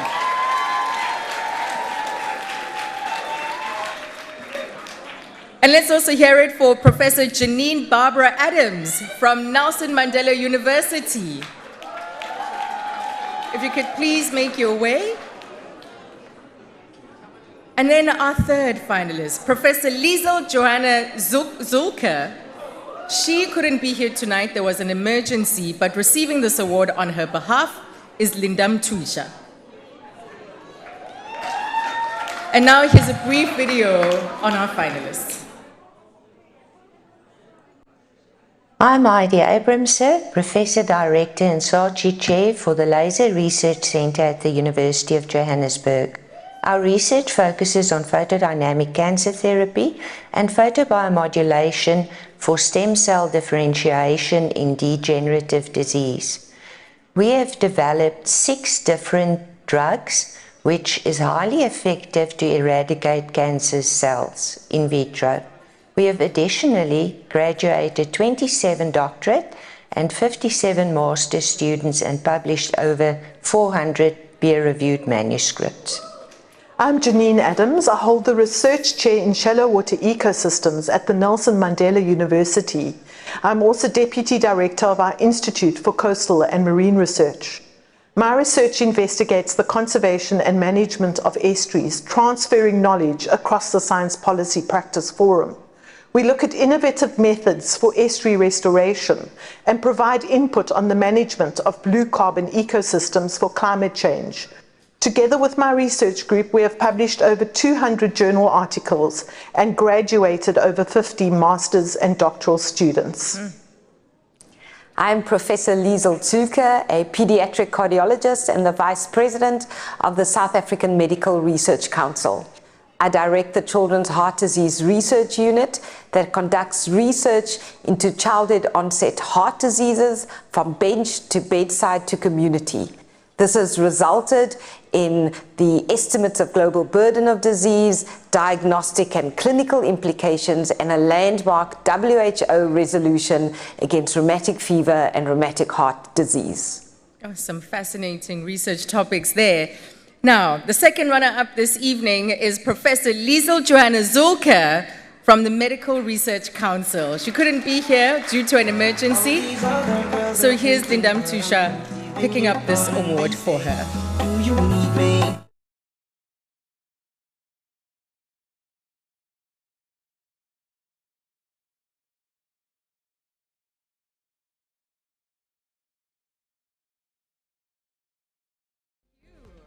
And then the first runner-up this evening.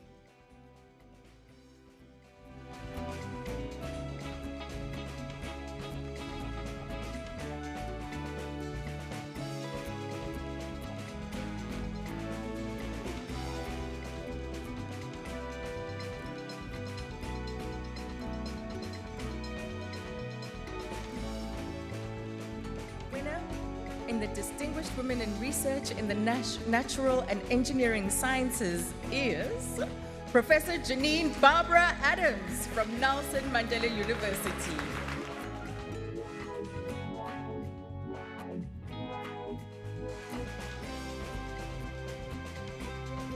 Management of our high-quality training and impactful research outputs by colleagues, past and present students. Congratulations. Let's have a group photo. A little memento of the evening. If our other finalists, our winners, could join the group photo.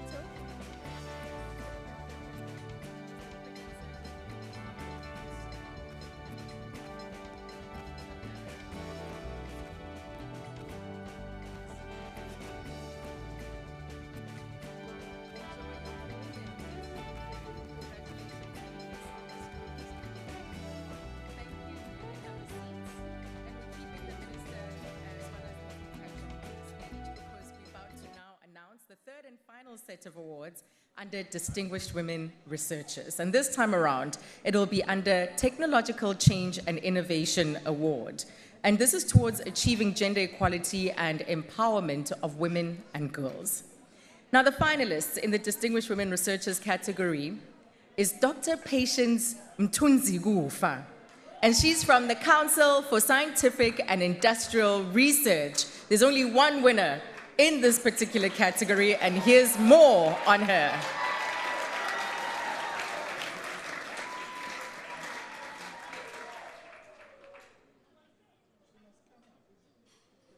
Yes. My name is Patience Mthunzikufa. I'm the research group leader for the biophotonics team at the CSIR in Pretoria, Gauteng. I work on photonics-based diagnostics for the pharmaceutical industry, the health industry, as well as recently the agricultural industry. We have filed a few patents, and recently we've come up with a smartphone diagnostic for point-of-care diagnostics that detects HIV, TB, COVID, as well as non-communicable diseases. That's our winner, ladies and gentlemen, the Distinguished Women Researcher Technological Change and Innovation. And that is Dr. Patience Mthunzikufa, and she wins 100,000 rands tonight.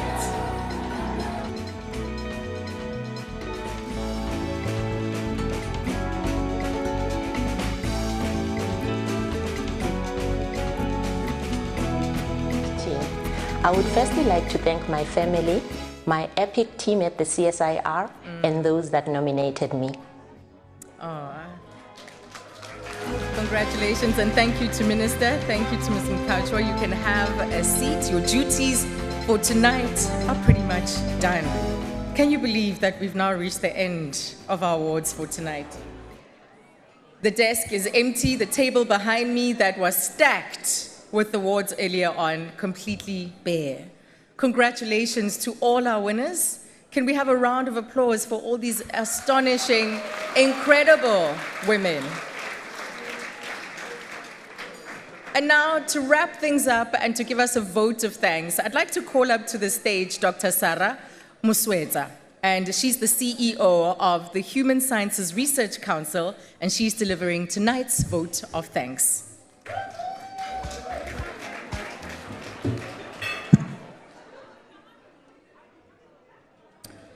Good evening, ladies and gentlemen. I know that the party is about to start, so I won't spoil the moment for our party.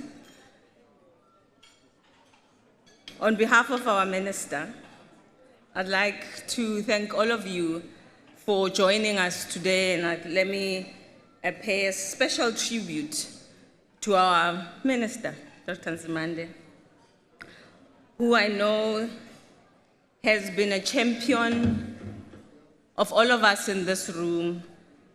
But I also want to add my own personal champion. And I know that some of you know that I would not have been standing here today with everything else that I have been able to do had it not been for his vision, for his guidance, for his leadership. I thank you. To our guest speaker, Dr. Dlamini, thank you very much for honoring us with your keynote address. Indeed, it is about collaboration between the world of academia, the private sector, and government. It is about that black child from the rural areas, from the township, and we saw one of them from Soweto, and indeed Soweto was represented today. To Ms. Mkachwa and Ms. King, thank you very much again for your leadership and holding all of us accountable. We are always scared when we're supposed to be called to that portfolio committee. Thank you for being here and honoring today. Today was about a dynamic young woman who passed on, but her legacy lives on, and I am grateful that we've been here to honor her. To Mama Mkhunu, you've done a remarkable job, and your work continues. I hope you saw the young women that you have inspired through your beautiful daughter, your intelligent daughter, and her spirit lives on. To all the ambassadors of the BRICS family, BRICS is alive, and thank you for being here. For all the naysayers who thought that the summit was not going to happen, it is thanks to our BRICS partners, and thanks again for being here. Today would not have happened had it not been for all the DDGs present here, and our special DG, also present here, Dr. Phil Mjwaha.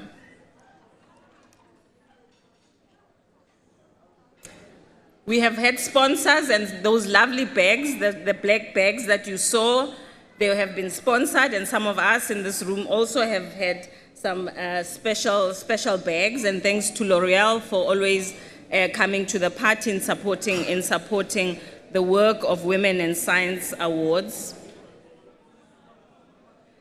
Present in this room are also special people who've made sure that there are lights, that there are cameras, that all the logistics were done. And I want to thank all the workers, as we always say, all the workers, Amandla.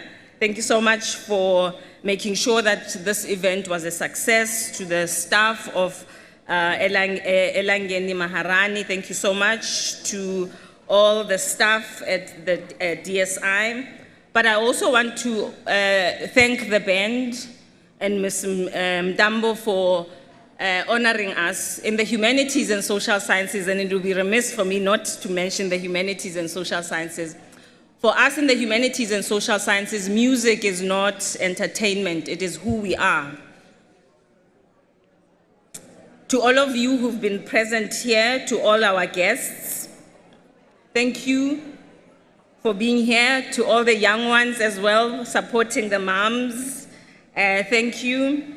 I also want to thank everyone who's nominated, all the judges. There's also special people in the room. I want to put her on the spot and say, Mrs. Patel, happy belated birthday.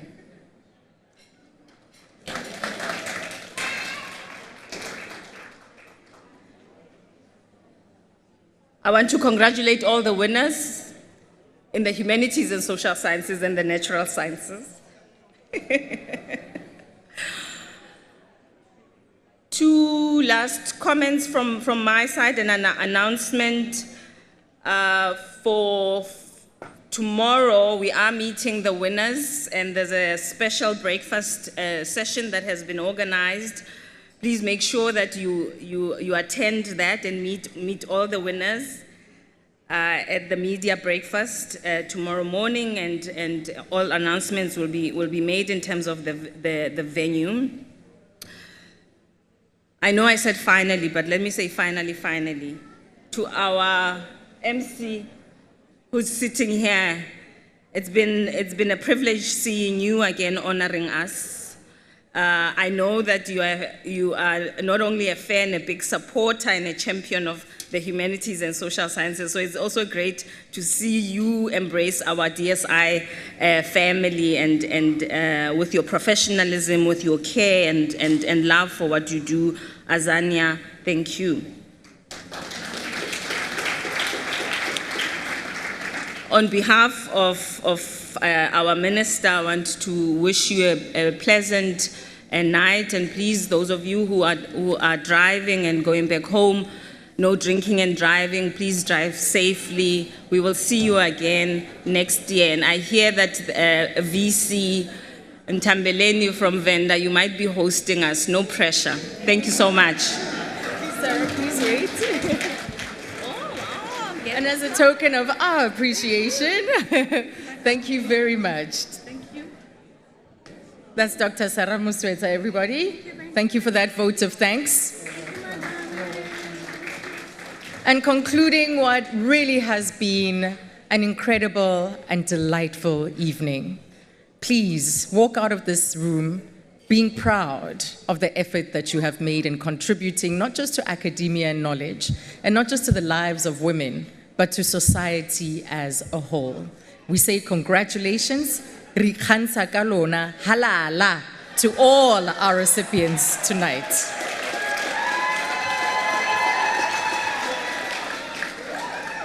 So this is where we end things, but we have dessert that's going to be served.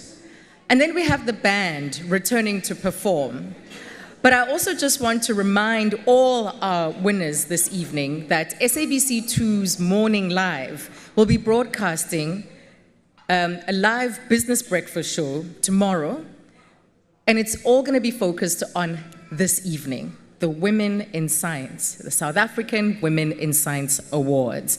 Some of our recipients have already made their television debut. There were interviews that were done earlier on, serving as inspiration to young women and girls around the country who may fortuitously come across you on the screen telling your story. So tomorrow, starting at 7 o'clock, you have to be seated and ready. And of course, the conversation will start at 8 o'clock, so tune in if you can. We say congratulations one more time, but this time around, we're calling you up to the stage, recipients and winners, and we'd like to have a group photo with the minister. This, of course, is a little memento that you'll be able to, that'll help you remember this evening for many years to come. So please bring your award with you. Minister, if you could join us. And just a final instruction, could we have our students, the masters and the doctoral fellows on the floor at the bottom, and then all our winners on the stage as we compose this final image. This is where I sign off. It's been a privilege and an honor. Thank you very much. Good evening and goodbye.